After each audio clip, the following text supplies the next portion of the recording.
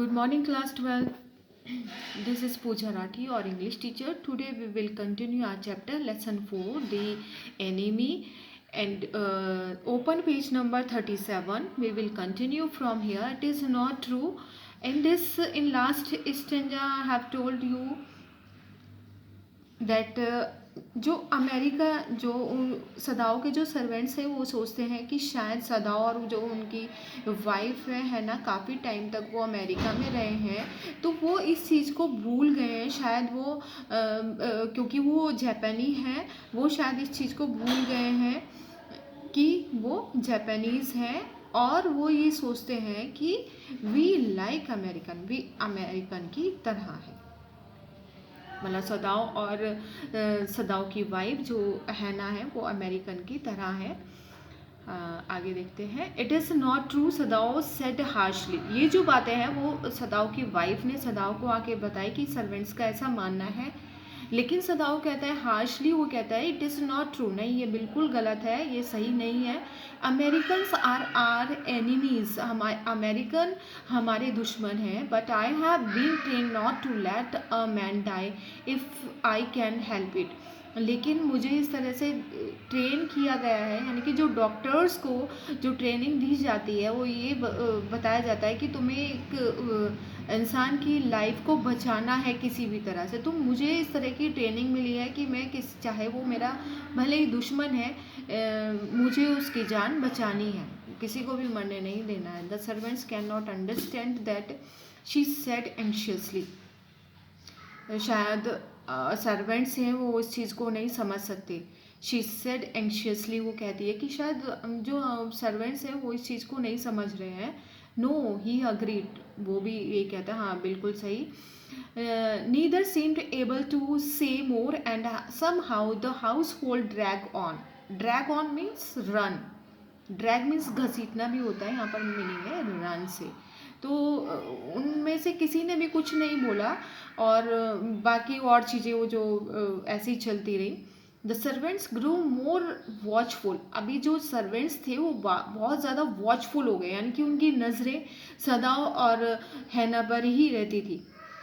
Their courtesy was as careful as ever, but their eyes were cold upon the pair to whom they were hired. Courtesy means शिष्टाचार। तो वो मतलब उनके अंदर respect तो था अपने जो उनके मालिक थे उनके प्रति, लेकिन फिर भी उनकी जो आईज थी, उनकी जो नज़रें थी वो उस कपल पर रहती थी जो जिन्होंने अपने घर में किसी को पनाह दे रखी है, एक अमेरिकन को पनाह दे रखी है। It is clear what our master ought to do, the old gardener said one morning.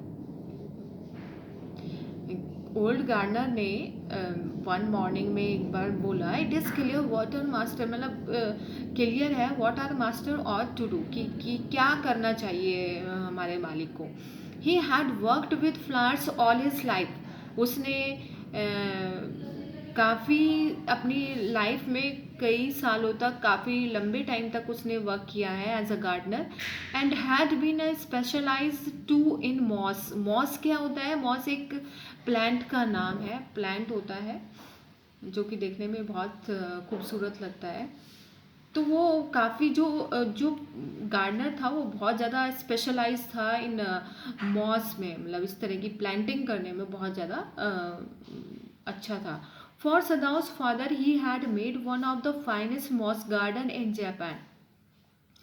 सदाओ के फादर के लिए उसने एक बड़ा अच्छा सा फाइनेस्ट मॉस गार्डन बनाया था जापान में। Sweeping the bright green carpet constantly so that not a leaf or a pine needle mar the velvet of its surface.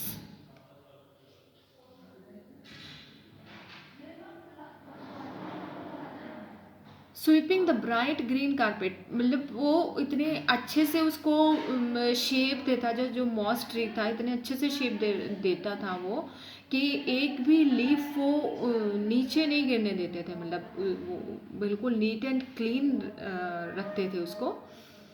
Married means होता है एक, मैरिड मीन्स टू हार्म, कि वो वहाँ का जो जो सरफेस था उसको बिल्कुल नीट एंड क्लीन, एक वेलवेट की तरह बिल्कुल नीट एंड क्लीन रखते थे. My old master son knows very well that he ought to do. मेरे जो ओल्ड मास्टर का जो बेटा है वो अच्छे से वो जानते हैं कि उनको क्या करना चाहिए. He now said pinching a bud from a bush as he spoke.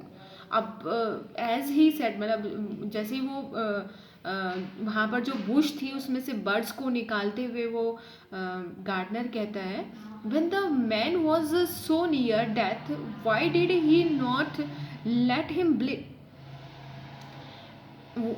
Garden बताता है कि मतलब अगर वो आदमी मरने ही वाला था, उसकी कंडीशन बहुत ख़राब थी, मरने वाला था, तो उसको क्यों बचाया, क्यों उसका ब्लड क्यों नहीं बहने दिया. The young master is so proud of his skill to save life that he saves any life. कि यंग मास्टर, वो सदाओं के लिए ये वर्ड्स बोले गए हैं कि यंग मास्टर को इतना ज़्यादा प्राउड है अपनी स्किल पर कि वो किसी की भी लाइफ बचा सकते हैं. The cook said contemptuously. The cook said contemptuously. Contemptuously means without respect. She split a false neck skillfully and held the fluttering bird and let its blood flow into the roots of a wisteria vine. Cook जो कहती है बड़े without respect वो बोलती है इन words को कि जो एक फाउल मीन्स होता है बर्ड, स्प्लिट मीन्स स्प्रेड. वो एक बर्ड की नेक को पकड़े हुए है और उसकी जो बर्ड के जो विंग्स है वो फ्लटर कर रहे हैं, फड़फड़ा रहे हैं, जैसे कि जब किसी बर्ड को या जो काटा जाता है तो उसके विंग्स वो बहुत ज़्यादा तड़पड़ाता है, विंग्स को बहुत फ्लटर करता है, तो ऐसे ही वो कर रहा था. And let its blood flow into the root of a wisteria vine. वो ये कहते कि जो इसका ब्लड है, इसकी ब्लड को विस्टेरिया वाइन की रूट में बहने दो. Blood is the best of fertilizer. Blood जो है बहुत अच्छा फर्स्ट फर्टिलाइजर है.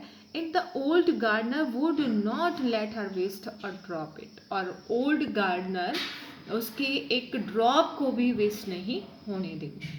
It is the children's of whom we must think, Yumi said sadly.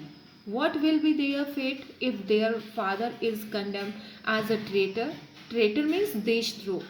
It is the children of whom we must think. मतलब हमें बच्चों के बारे में भी सोचना चाहिए.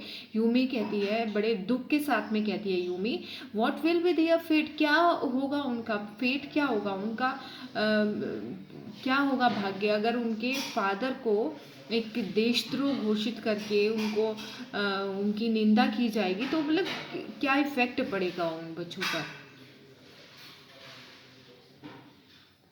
They did not try to hide what they said from the ears of Hannah as she stood arranging the day's flowers in the veranda nearby. And she knew they spoke on purpose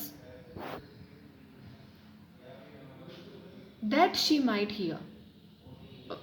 जब ये बातें वो लोग आपस में कर रहे थे तो धीरे धीरे नहीं कर रहे थे, वो लोग तेज़ी से बोल रहे थे, ज़ोर से बोल रहे थे, क्योंकि वो लोग जानते थे कि हैना जो है वो वरांडा में है और वहाँ पर वो फ्लावर्स को अरेंज कर रही है, तो जिससे कि वो उनकी बातों को सुन ले, हैना के कानों तक की आवाज़ पहुँच जाए, वो उनकी बातों को सुन ले कि उनके कहने का मतलब क्या है. तो वो इस पर्पज से वो थोड़ा तेज बोलते हैं, धीरे नहीं बोलते, इस बात को वो छिपाना नहीं चाहते.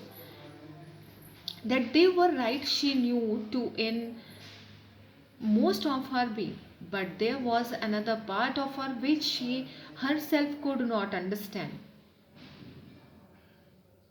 It was not sentimental liking of the prisoner. लेकिन इसके अलावा एक और पार्ट था कि वो जिस चीज़ को वो समझ नहीं पा रही थी, हैना समझ नहीं पा रही थी, क्योंकि वो खुद एक अमेरिकन से नफ़रत करती थी, वो नहीं चाहती थी, लेकिन वो बहुत ज़्यादा सेंटिमेंटल भी थी, बहुत ज़्यादा इमोशनल भी थी. She had come to think of him as a prisoner. अब वो उसको प्रिजनर को लाइक तो नहीं करती थी, उस अमेरिकन को लाइक नहीं करती थी, लेकिन ये उसकी मजबूरी बन गई थी, वो उसके प्रति थोड़ी इमोशनल हो गई थी। कल तक जो उससे नफरत करती थी, she had not liked him even yesterday, कल तक मतलब वो उसको लाइक नहीं करती थी। When he had said in his impulsive way, उसने इम्पल्सिव वे में जब उसने कहा, anyway let me tell you that my name is Tom, कि मुझे मेरा नाम बताने दो, माई नेम इज़ टॉम, अपना नाम बताता है Tom. She had only bowed her little distant, वो जैसे अमेरिकन्स का एक स्टाइल होता है बाव करने का, तो वो करती है, बाव करती है। She saw hurt in her eyes but she didn't to wish to, she saw hurt in his eyes but she didn't wish to assuage it. Assuage means soften. उसने उस यंग मैन की आइज में बड़ा दुख देखा, लेकिन उसने उसको कम करने की इच्छा नहीं की। Indeed, he was a great trouble in this house. वास्तव में वो बहुत ज़्यादा इस घर में वो बड़ी ही मुसीबत में था उस घर में। Only this much for today. Tomorrow we'll continue this chapter. Thank you and have a nice day.